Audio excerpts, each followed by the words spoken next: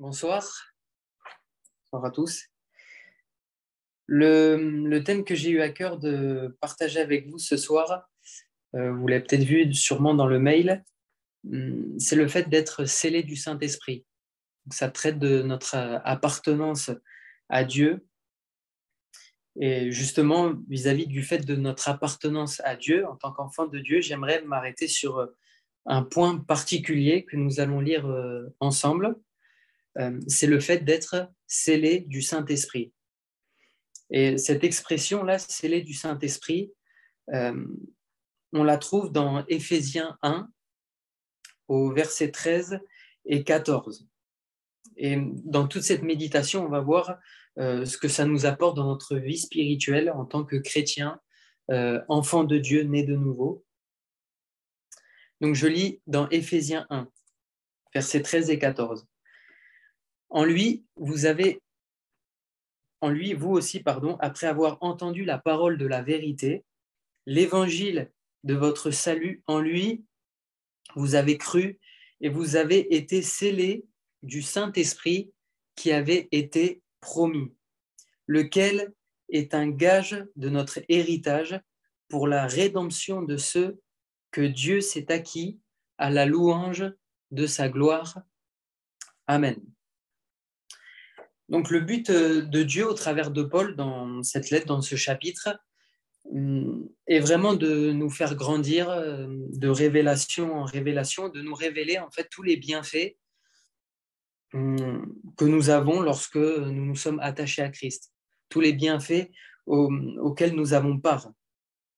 Et si nous avions lu depuis le début du chapitre, et je vous encourage à le faire de façon plus personnelle chez vous, vous verrez que Paul en fait dresse une liste de toutes les bénédictions que nous avons en Dieu et en Jésus-Christ, lorsque nous nous sommes tournés vers Jésus, lorsque nous l'avons accepté dans notre cœur.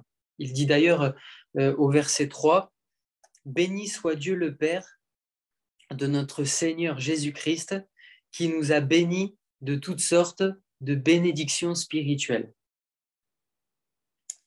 Et j'aimerais m'arrêter donc de façon plus précise, comme je disais, sur le sceau divin, le sceau de Dieu en nous. Et je relis ce verset qui est vraiment important, qui est central pour notre méditation. En lui, vous aussi, après avoir entendu la parole de la vérité, l'évangile de votre salut, en lui, vous avez cru et vous avez été scellés du Saint-Esprit qui avait été promis. Le verset 13. Alors, on pourrait se dire qu'est-ce que cela signifie pour nous.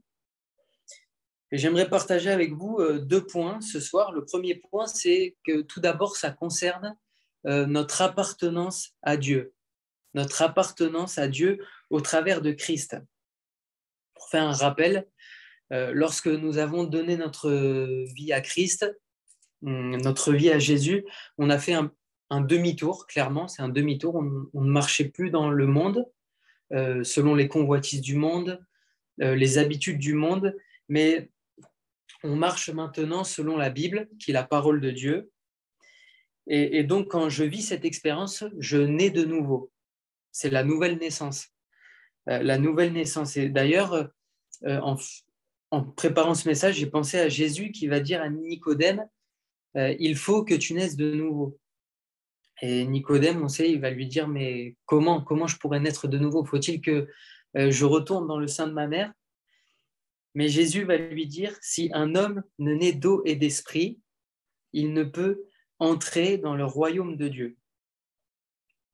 Et en lisant ce passage, j'ai fait le lien avec notre verset de Éphésiens 1. Et je me suis dit que, en fait, quand Jésus dit ça, il faut que tu naisses d'eau et d'esprit, c'est lorsque, en fait, nous avons donné notre vie à Jésus-Christ en considérant vraiment l'œuvre de la croix, c'est-à-dire réaliser que Jésus est mort pour moi, qu'il a pris tous mes péchés. Quand je réalise ces choses-là, alors je nais de nouveau. Et donc, je suis scellé du Saint-Esprit. Il lui dit, il faut que tu naisses d'eau et d'esprit, comme si, parce qu'à l'époque, ceux qui se baptisaient, qui prenaient vraiment cet engagement avec Jésus, il y avait vraiment une réelle conversion parce que les Juifs recevaient quand même l'enseignement de la parole, ils connaissaient les écrits, et donc quand ils décidaient de se faire baptiser, c'est que vraiment il y avait une réelle conversion. Ils voulaient vraiment changer de vie, et donc pour cela, il fallait qu'ils naissent d'eau et d'esprit. Et je me suis dit dans ma tête, je me suis fait cette comparaison avec ce texte qui dit que nous sommes scellés du Saint-Esprit lorsque nous avons accepté Jésus dans notre cœur. OK? Jusqu'à là, voilà ce que j'avais à cœur d'apporter avec vous. Le fait d'être scellé du Saint-Esprit. En fait, c'est la conséquence de notre engagement envers lui. Comme je lui ai donné ma vie, comme maintenant j'ai changé de vie, je suis né de nouveau, alors Dieu m'a scellé de son esprit. Et le verset d'Éphésiens ici, il est vraiment clair, il est vraiment précis. Il est dit, après avoir entendu la parole de la vérité, l'évangile de votre salut en lui, vous avez cru, et vous avez été scellés du Saint-Esprit. À ceux qui ont cru, ils sont scellés du Saint-Esprit. Et j'aimerais vous dire, mes frères et sœurs, que ce soir, si tu as vraiment donné ta vie à Christ, considère vraiment que tu es scellé du Saint-Esprit. Tu es marqué du sceau de Dieu. Si tu lui as donné vraiment sincèrement ta vie, ne doute pas de la présence de Dieu dans ta vie, car il t'a scellé du Saint-Esprit. Tu es marqué de son sceau. C'est comme si Dieu avait mis sa signature sur notre vie. C'est ça vraiment le sceau du Saint-Esprit. C'est comme si Dieu avait mis sa signature en nous. Donc, nous lui appartenons. D'ailleurs, si on continue au verset 14, il dit « Lequel est un gage de notre héritage pour la rédemption de ceux que Dieu s'est acquis, de ceux que Dieu s'est acquis. » C'est-à-dire de ceux que Dieu s'est approprié. Nous lui appartenons. OK? Amen. Et au verset 14, je voulais aussi souligner le fait que Paul va dire lequel est un gage de notre héritage. Le mot gage ici, c'est un mot qui est important à souligner. Le sceau du Saint-Esprit est un gage que, en fait, nous lui appartenons, tout simplement. C'est un gage de notre héritage céleste.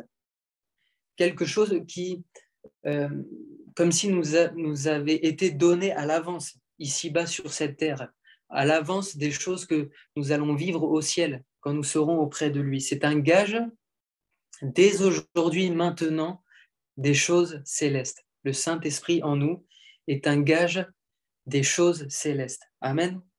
Et j'aimerais vraiment que nous puissions retenir ça ce soir. Amen.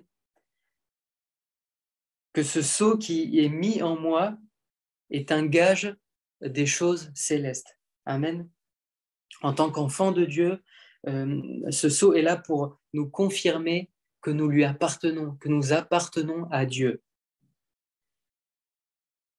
Vous savez, pour faire un petit peu d'histoire, au Moyen-Âge, souvent on utilisait des sceaux, les rois utilisaient des sceaux, et quand on voyait qu'un document ou un objet avait été scellé par le roi, on savait que ça lui appartenait, que ça venait directement de lui, et, et, euh, et ça, rien ne pouvait l'ôter en fait. Rien ne pouvait ôter le sceau du roi. C'était quelque chose de fort, quelque chose de puissant.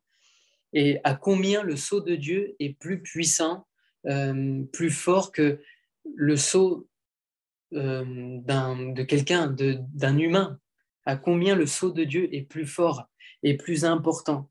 Et j'aimerais te dire que si aujourd'hui tu es scellé du sceau du Saint-Esprit, tu es scellé du Saint-Esprit, rien ne peut venir ôter cela. Rien ne peut ôter la signature que Dieu a mis dans ta vie. Amen. C'est le premier point que je voulais partager avec vous. Et le deuxième point, c'est qu'est-ce que le sceau du Saint-Esprit produit en nous. Cette marque du Saint-Esprit, elle n'est pas seulement là pour nous montrer qu'on appartient à Dieu et ça s'arrête là. Non, ce sceau du Saint-Esprit, il est là pour nous amener à aller plus loin. Parce que la vie chrétienne, c'est pas seulement venir à l'église, je suis sauvé et c'est fini, je suis à l'abri. Non, nous sommes appelés à aller plus loin. En tant qu'enfants de Dieu, de nouvelles créations, nous sommes appelés à aller plus loin. Et j'aimerais survoler avec vous différents volets de ce que produit la signature de Dieu, le sceau du Saint-Esprit en nous. Et ici, vraiment, je ne parle pas du parler en langue, je parle vraiment de la marque de Dieu qui est mise en nous lorsque nous acceptons Jésus dans notre vie.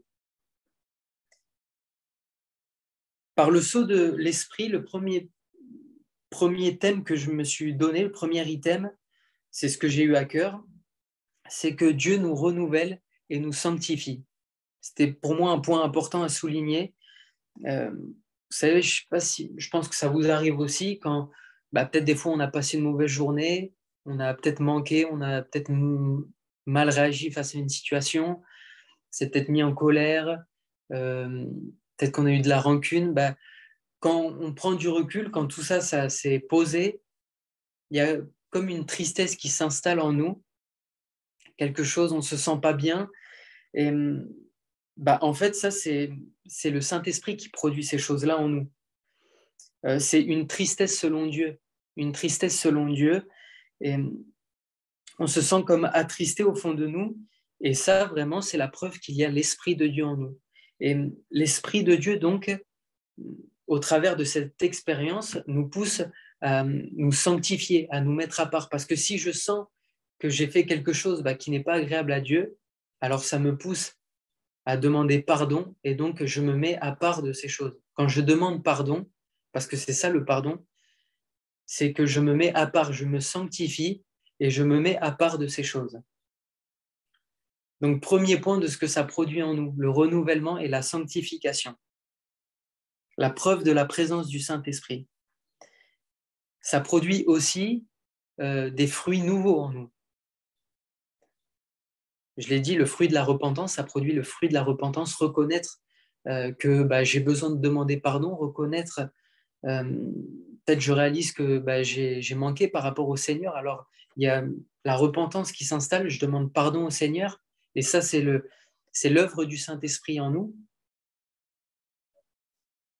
Et l'œuvre du Saint-Esprit me pousse donc à me sanctifier davantage, de plus en plus. Et je pourrais citer Galates 5, 22, où il est fait mention des fruits de l'Esprit.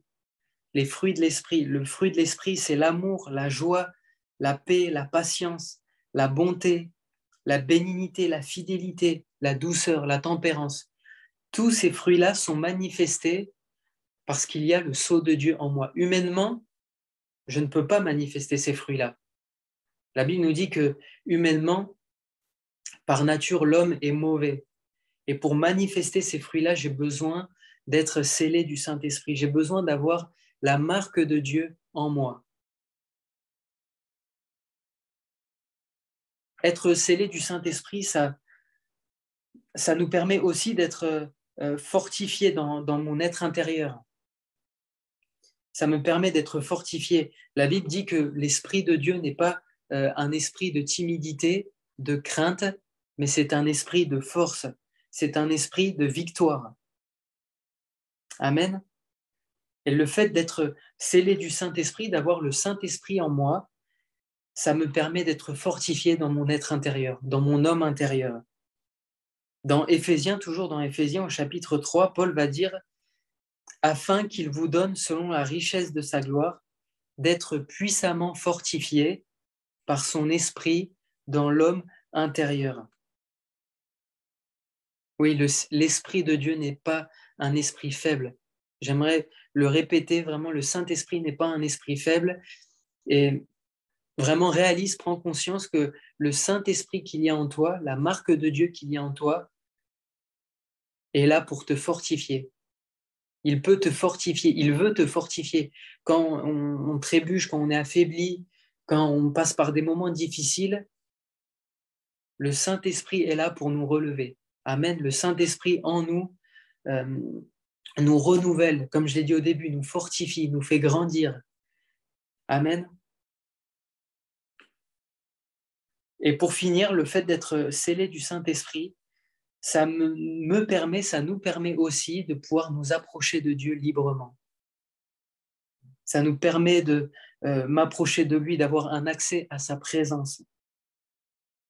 Dans Éphésiens 2 aussi, en version parole vivante, il est dit, en effet, en passant par le Christ, juifs et non-juifs, nous pouvons nous approcher du Père grâce à l'unique Esprit Saint. Grâce au Saint-Esprit qu'il y a en moi, je peux m'approcher de Dieu. C'est l'Esprit qui est en Dieu, c'est le même Esprit qu'il y a en nous. L'Esprit de Dieu n'est pas divisé, Dieu n'est pas divisé. Et l'Esprit qui est en Dieu, l'Esprit de Dieu, est le même Esprit qu'il y a en nous. Et ça, il faut vraiment qu'on en soit conscient.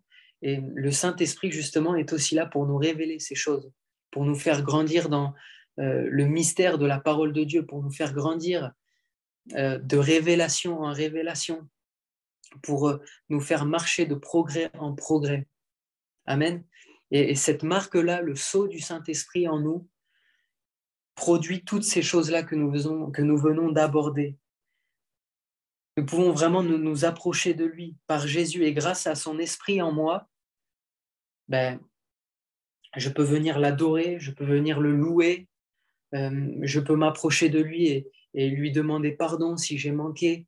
Je peux rechercher la force nécessaire si peut-être je suis affaibli. La marque du Saint-Esprit en nous est bénéfique.